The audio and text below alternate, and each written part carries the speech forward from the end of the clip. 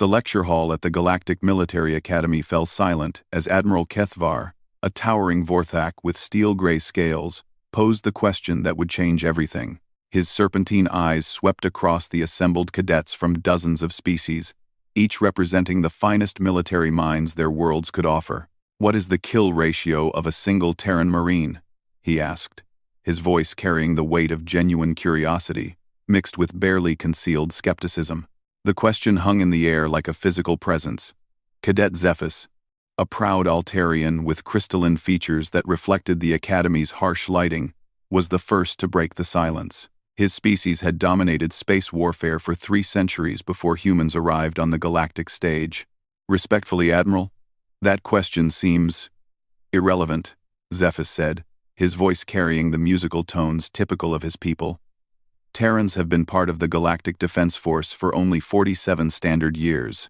Their technology is primitive compared to established species. A single Altarian pilot commands a fleet of autonomous drones. A Catherian warrior can manipulate gravity itself. What could one human soldier possibly accomplish?" Murmurs of agreement rippled through the hall. Cadet Morthek, a massive Gorlian whose rocky hide could deflect plasma bolts, nodded approvingly. "The Terrans fight with chemical projectiles and primitive explosives. Their reflexes are slow, their strength is minimal. Even their lifespans are laughably short." Admiral Kethvar remained motionless, but those who knew him well could detect the slight curl of his lip that indicated amusement. He had served alongside humans for 2 decades, long enough to understand what most of the galaxy had yet to learn. "Cadet Yilara," he called to a young Nexarian female whose forearms were folded in contemplation. "Your thoughts?" Cadet Yilara, the Nexarian's large eyes flickered with intelligence. Her species was known for tactical brilliance, having never lost a war in their recorded history. "I have studied the Terran military structure, Admiral. They rely heavily on unit cohesion and combined arms tactics. Individual kill ratios seem less relevant to their doctrine than collective effectiveness." "An astute observation," the Admiral acknowledged. "But you have not answered my question." The hall erupted in whispered discussions. Statistical data was shared between cadets through neural links and quantum communicators.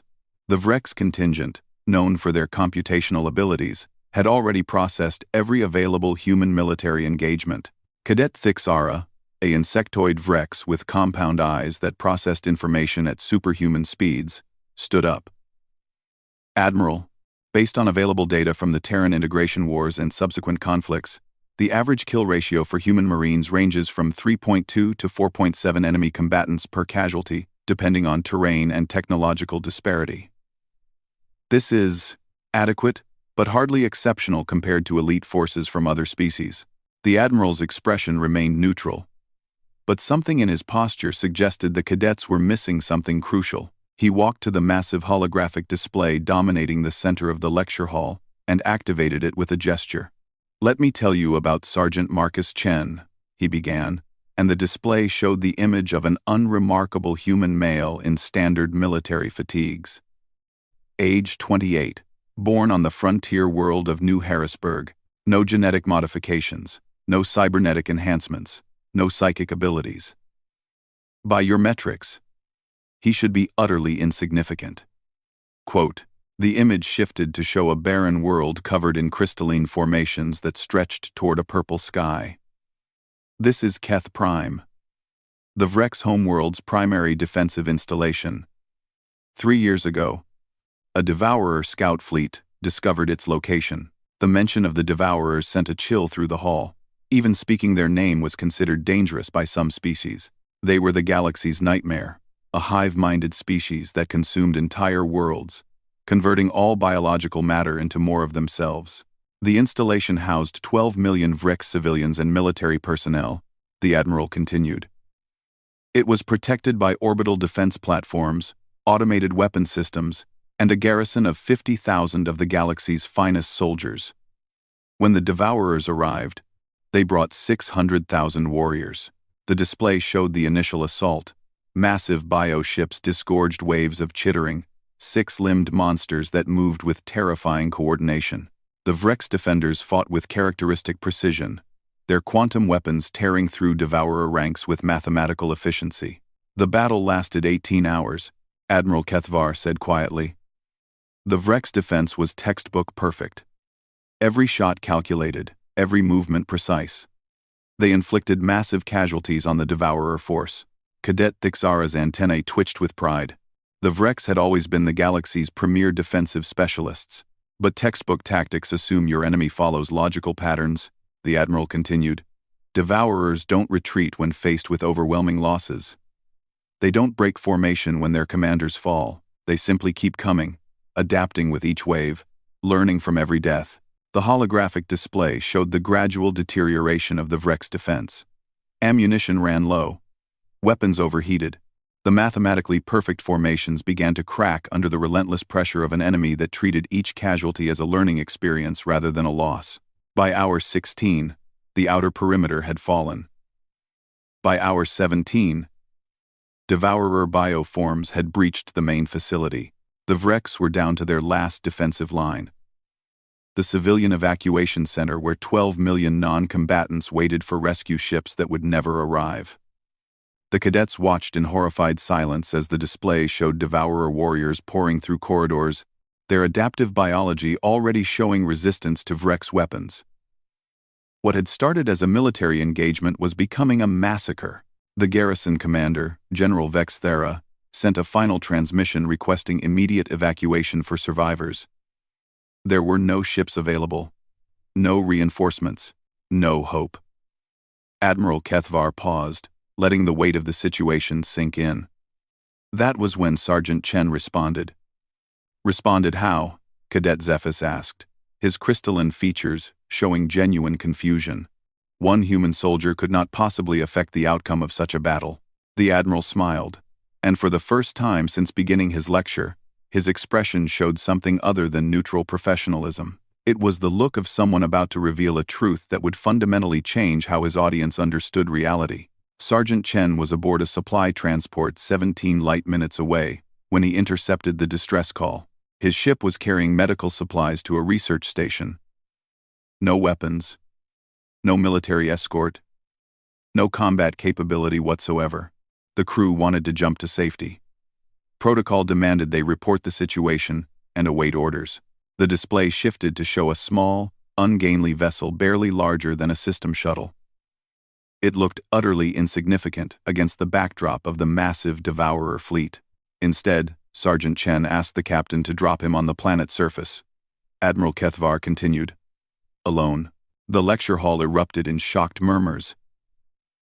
Even species known for their warrior cultures found the idea of a single soldier attempting to influence such a battle to be beyond reckless. The captain refused. Of course, it would be suicide, pointless, a waste of life with no possible benefit. The Admiral's voice carried a note of grim appreciation. But he had never served with humans before. He did not understand that sometimes, when faced with impossible odds, humans do not calculate probability of success. They simply act. The display now showed the transport ship changing course, heading directly toward the planet's surface, while Devourer bioships swarmed overhead like feeding predators. Sergeant Chen convinced the crew to perform a single supply drop. Not for him, for the Vrex defenders. He had noticed something in the facility's schematic that others had missed. Cadet Yilara leaned forward, her forearms gripping the edge of her seat. What could he have possibly seen that Vrex tactical analysts had not? That the facility was built on a crystalline substrate, Admiral Kethvar replied. Natural formations that the Vrex used for their quantum computing arrays. Sergeant Chen had grown up on a mining world. He knew explosives. He understood geology. Most importantly, he recognized an opportunity that required someone willing to sacrifice everything for a chance. Not a guarantee, but merely a chance, to save 12 million lives. The display showed the transport ship's cargo bay opening as it skimmed the planet's surface at dangerous speed. A single figure dropped out, landing in rough terrain several kilometers from the facility's outer perimeter. The supply drop consisted of everything the transport was carrying that could be used as an explosive. Medical oxygen tanks, fuel cells, mining charges left over from the ship's previous run. Sergeant Chen had 3 hours to somehow reach the facility, penetrate Devourer-controlled territory, and find a way to destabilize the substrate beneath the primary nest they were establishing in the civilian center. Impossible, Cadet Morthek rumbled. No single warrior could fight through hundreds of Devourers. You are absolutely correct, Admiral Kethvar agreed. Which is why Sergeant Chen did not try to fight them. The cadets exchanged puzzled glances. The Admiral's statement seemed contradictory to everything they had been told about human military doctrine. Instead, he did something that no other species in the galaxy would have considered logical, practical, or even sane. The Admiral's voice dropped to barely above a whisper. But in the silent hall, every word carried clearly. He walked up to the facility's main entrance and surrendered. The silence in the lecture hall was absolute. Even the ambient hum of the Academy's atmospheric systems seemed to have stopped as every cadet struggled to process what Admiral Kethvar had just revealed. Surrendered? Cadet Zephys finally managed to say, his crystalline features reflecting his confusion. That makes no tactical sense whatsoever. Admiral Kethvar nodded slowly. By conventional military logic, you are entirely correct. Surrender typically means capture, interrogation, and death. When dealing with Devourers, they do not take prisoners for exchange. They do not honor agreements. They consume. The holographic display shifted to show footage from Devourer encounters across the galaxy. The images were disturbing. Worlds stripped of all biological matter, leaving behind only barren rock and metal. The Devourers were not conquerors in any traditional sense. They were a force of nature, as unstoppable and destructive as entropy itself. But Sergeant Chen had studied every available report on Devourer behavior, the Admiral continued. He knew something that most military analysts either missed or dismissed as irrelevant. When Devourers capture live specimens, they do not kill immediately. They study them first. Cadet Yil-Ara's forearms gestured in a complex pattern that indicated deep thought among her species. The consumption process requires biological analysis to maximize efficiency. But that analysis takes time. Precisely. 47 minutes on average, according to Vrek's intelligence estimates. The Admiral's expression grew grim. 2. Sergeant Chen was betting his life that he could accomplish his mission in less than 47 minutes while being examined by creatures designed to strip every secret from his biology. The display now showed the moment of surrender in grainy detail, captured by facility security systems.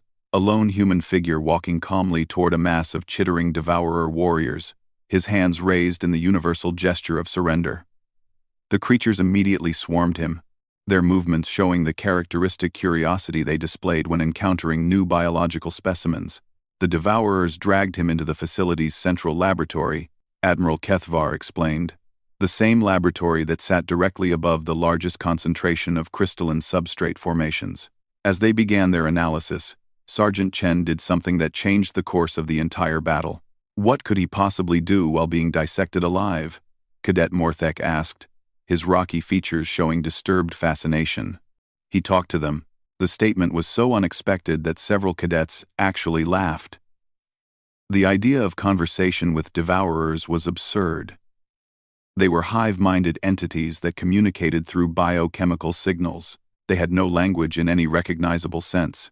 I know how that sounds, Admiral Kethvar acknowledged. But Sergeant Chen was not attempting verbal communication. He was utilizing the one form of language that Devourers do understand: biological response patterns. The display showed medical readouts from the facility's sensors, tracking life signs in the central laboratory. Human vital signs appeared on the screen, showing patterns that seemed almost impossibly controlled for someone undergoing Devourer examination procedures. Every species reacts to pain, fear, and stress in predictable ways, the Admiral explained. Heart rate increases, stress hormones flood the system, brain activity becomes chaotic. Devourers read these patterns to understand their prey. But humans have a unique ability among galactic species. They can consciously control their autonomic responses through mental discipline. Cadet Thixara's compound eyes processed the data streaming across the display. The heart rate is remaining steady. Stress hormone levels are fluctuating in a rhythmic pattern. This is impossible during active devourer examination. Not impossible. Deliberate. Admiral Kethvar highlighted specific sections of the medical readout. Sergeant Chen was using his own biological responses as a communication method. He was telling the devourers exactly what they wanted to know about human physiology, but in a carefully structured sequence. The implications began to dawn on the assembled cadets. Cadet Yul'ara was the first to vocalize what others were thinking.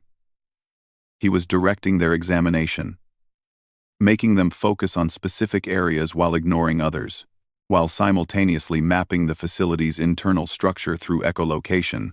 The Admiral's voice carried a note of admiration that he rarely showed. Human hearing is not as acute as some species, but it is remarkably adaptable. Sergeant Chen was using the sounds of devourer movement, facility ventilation, and structural resonance to build a three-dimensional map of everything around him. The display now showed a wireframe reconstruction of the facility's interior, built from audio analysis alone. The detail was astonishing. Every corridor, every room, every structural support beam rendered with architectural precision. After 32 minutes of examination, the devourers had learned everything they believed they needed to know about human biology. They prepared for the final consumption phase. Admiral Kethvar paused, and his next words carried the weight of absolute certainty. That was when Sergeant Chen activated the charges. The cadets leaned forward as one. The display showed the facility from the outside, its crystalline base sparkling in the purple light of the local star. For a moment, nothing seemed to happen. Then the entire structure began to sing. The explosion was unlike anything in conventional warfare. Instead of a single devastating blast, the carefully placed charges had created a cascade resonance effect in the crystalline substrate. Every formation in the facility began vibrating at exactly the right frequency to amplify the effect exponentially. The Vreks had built their facility to utilize natural crystalline resonance for their computing systems, Admiral Kethvar explained, as the display showed the building beginning to collapse in perfect mathematical precision. Sergeant Chen had turned that same system into the galaxy's most sophisticated demolition device. The effect was beautiful and terrible. The facility did not simply fall. It sang itself apart. Each crystal formation transferring energy to the next, in a wave of controlled destruction that radiated outward from the central laboratory. Every devourer in the main facility was crushed instantly, the Admiral continued. The resonance effect disrupted their bioship's navigation systems. The collapse created a debris field that made landing impossible for reinforcements, but the display was not finished. As the facility continued its musical destruction, something else became visible in the wreckage. Movement. Life signs. The civilian evacuation center was built with quantum-reinforced barriers designed to withstand stellar radiation, Admiral Kethvar said quietly. Those barriers held. All 12 million Vreks survived. The lecture hall was completely silent now. Every cadet was processing the implications of what they had witnessed. A single human soldier had not only infiltrated an impregnable devourer position, but had turned the enemy's own examination procedures against them, mapped an entire facility through passive listening, and triggered a demolition sequence that saved 12 million lives while eliminating hundreds of thousands of devourers. The kill ratio, Cadet Zephys said slowly, was not 3.2 to 4.7. No, Admiral Kethvar confirmed. For Sergeant Marcus Chen, on that day, in those specific circumstances, the kill ratio was approximately 400,000 to 1. The number hung in the air like a challenge to everything the cadets thought they understood about warfare, mathematics, and physical possibility. But that is not the end of the story, the Admiral continued, and the display shifted to show rescue ships arriving at the shattered facility. Because Sergeant Chen survived, gasps echoed through the hall. Surviving devourer examination was considered impossible. Surviving at the epicenter of a cascade resonance explosion was beyond impossible. The devourers had been examining him in the facility's central laboratory, which was surrounded by the most sophisticated emergency containment systems in Vreks engineering. When the resonance began, those systems activated automatically, protecting the laboratory's contents from the destruction they had helped to cause. The display showed rescue teams extracting a human figure from the rubble. Sergeant Chen was unconscious, critically injured, but alive. More importantly, he was still human. The Devourers had not had time to begin the consumption process. He spent 3 months in a Vrex medical facility recovering from his injuries, Admiral Kethvar said. During that time, he became something of a celebrity among the scientific community. They wanted to understand how a primitive human had accomplished something that their most advanced tactical computers had deemed impossible. Cadet Thixera's antennae twitched with curiosity. What did their analysis reveal? That they had been asking the wrong questions. The Admiral's expression grew thoughtful. The Vrex had approached the problem with perfect logic, calculating optimal firing solutions, ammunition expenditure rates, and casualty projections. They had computed every variable except the most important one. Which was, Cadet Yalara asked, the willingness of a single individual to sacrifice everything for people he had never met, would never meet, and who had no obligation to remember his name. Admiral Kethvar's voice carried a note of something approaching reverence. The Vrex could calculate the physics of explosive resonance, but they could not quantify the mathematics of heroism. The display now showed Sergeant Chen after his recovery, standing in a simple military dress uniform as he received the highest honors that both the Vrex Collective and the Galactic Defense Force could bestow. But what struck the cadets was not the ceremony or the medals. It was the expression on his face. Completely ordinary. Slightly uncomfortable with the attention.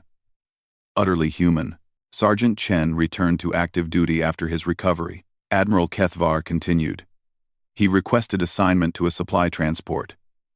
Same job, same rank, same willingness to walk into impossible situations when civilian lives were at stake. The implications of this statement were staggering.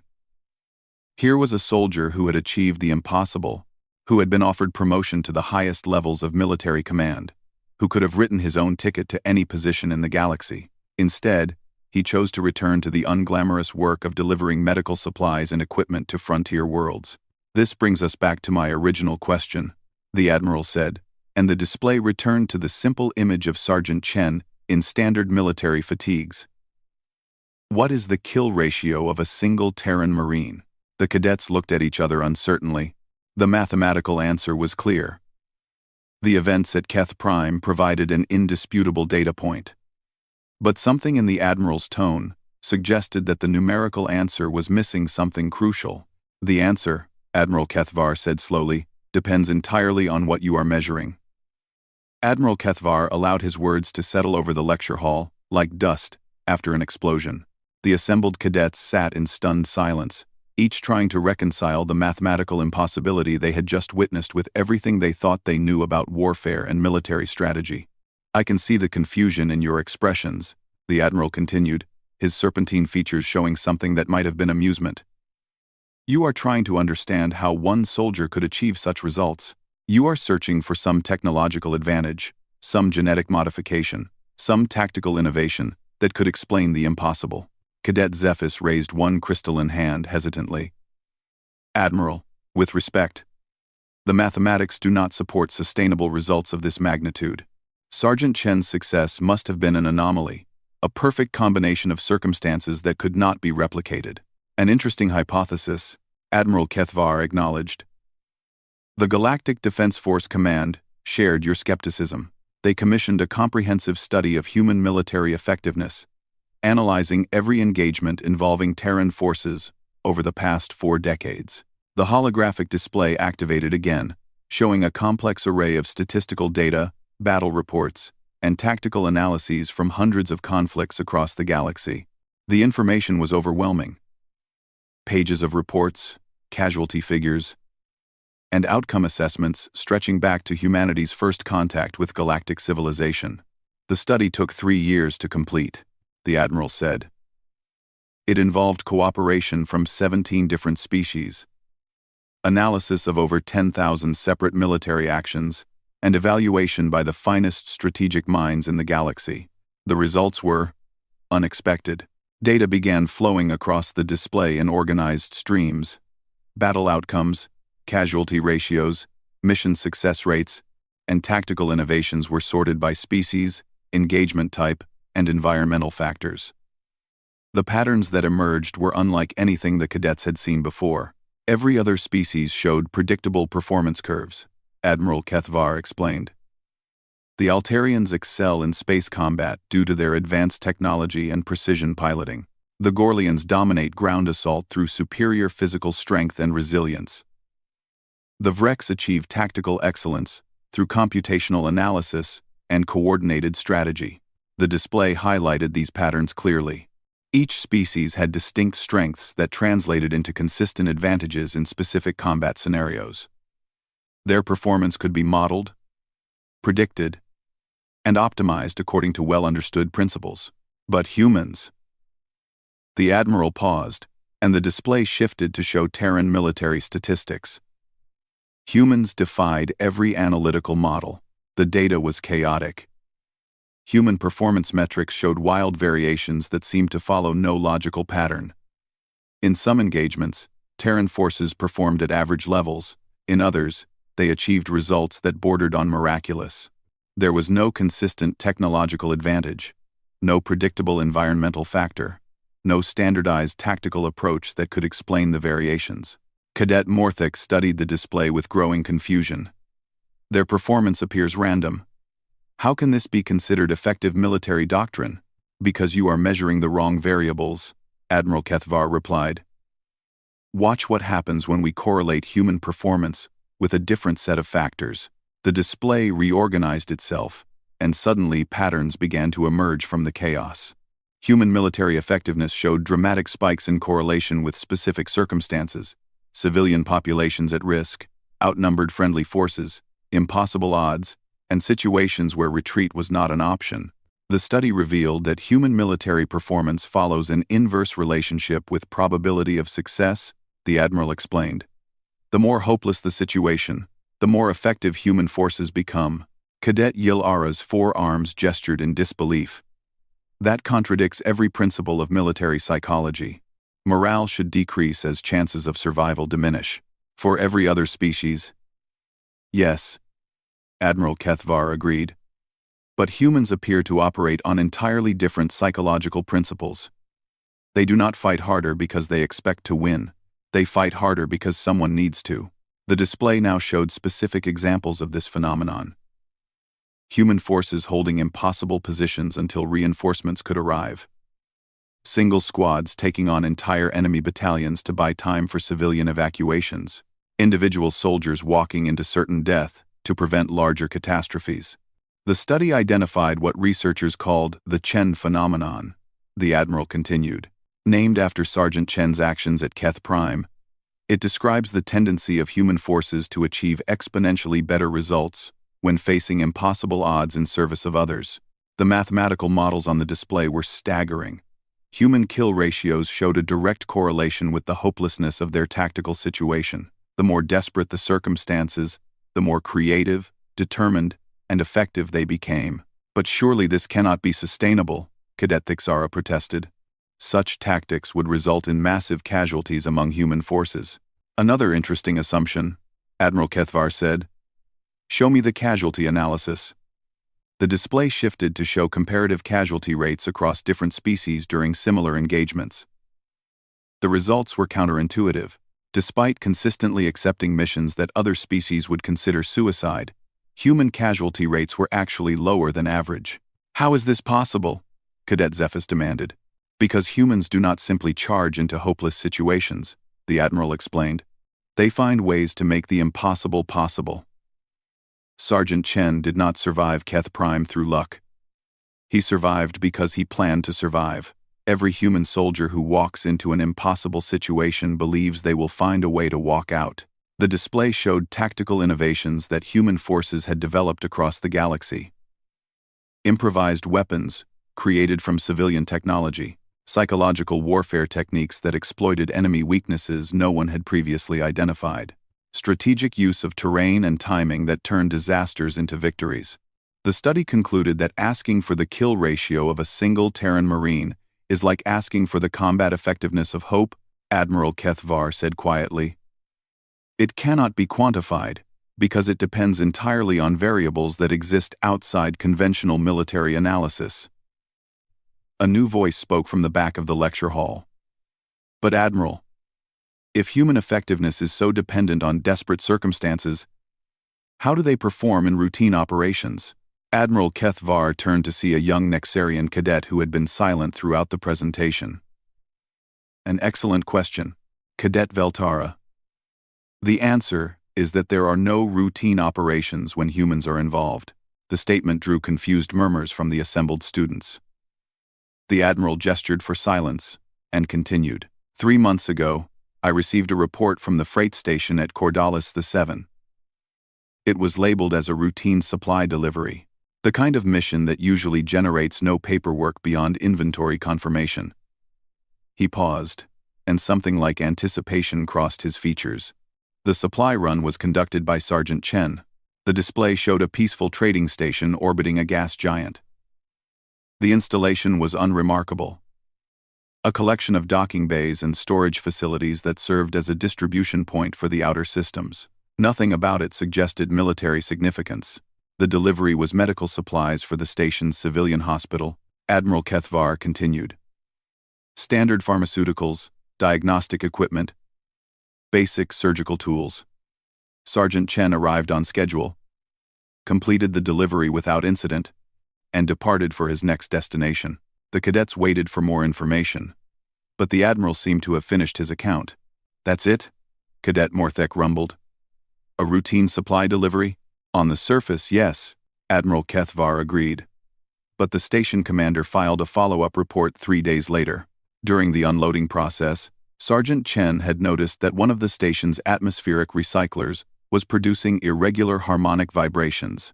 The display showed technical specifications for the recycling system.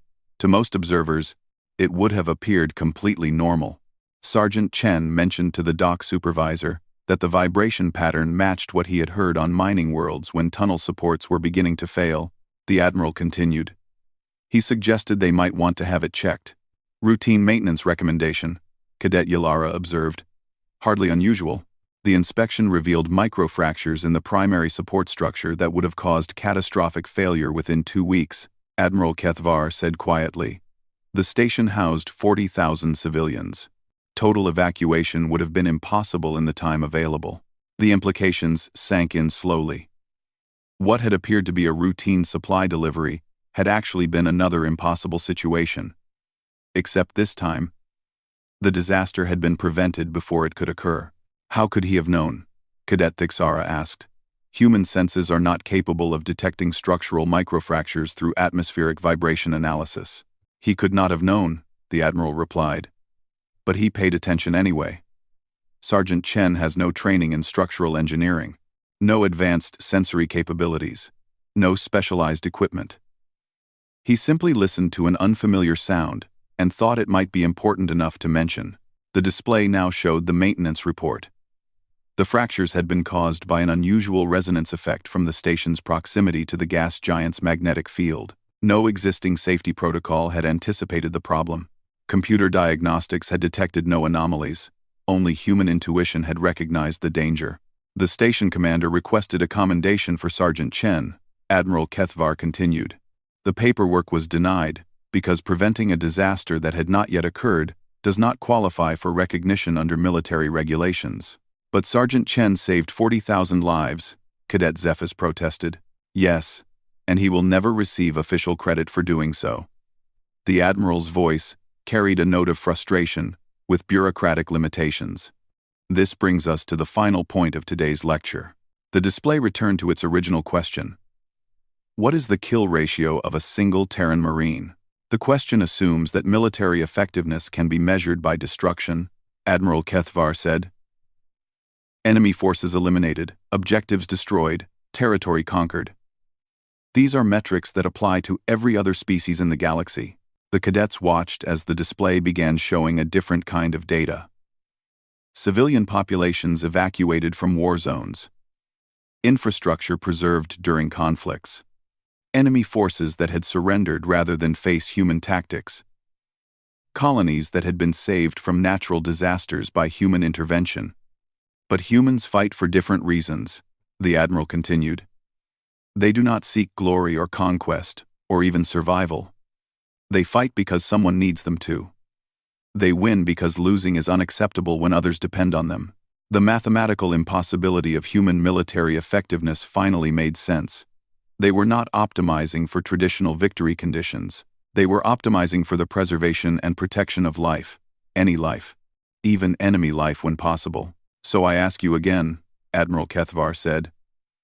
What is the kill ratio of a single Terran Marine? Those well, and one. Cadet Veltara stood slowly from her seat in the back of the hall. The question has no answer, Admiral. Because humans are not trying to maximize their kill ratio. They are trying to minimize the need for killing at all. Admiral Kethvar nodded approvingly. Precisely. When you ask what a human can accomplish in combat, you are asking the wrong question. The correct question is, what can a human accomplish when everything depends on them succeeding? The display faded to black, leaving only the quiet hum of the lecture hall's systems. The assembled cadets sat in contemplative silence, each processing the implications of what they had learned. Tomorrow we will discuss the tactical applications of this knowledge, Admiral Kethvar announced. For now, I want you to consider one final thought. Every species in this galaxy fights for something. Territory, resources, survival, honor. But only one species fights for everyone. As the cadets filed out of the lecture hall, their conversations were subdued and thoughtful. They had come expecting to learn about military statistics and combat effectiveness. Instead, they had discovered that the galaxy's most dangerous warriors were motivated not by the desire to kill, but by the refusal to let others die. The question that had started the day, the kill ratio of a single Terran Marine, would never be asked in the same way again.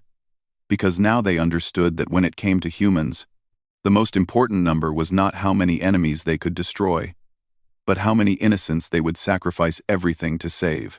And that number, as Sergeant Marcus Chen had proven at Keth Prime and countless other forgotten battlefields across the galaxy, was always the same. All of them.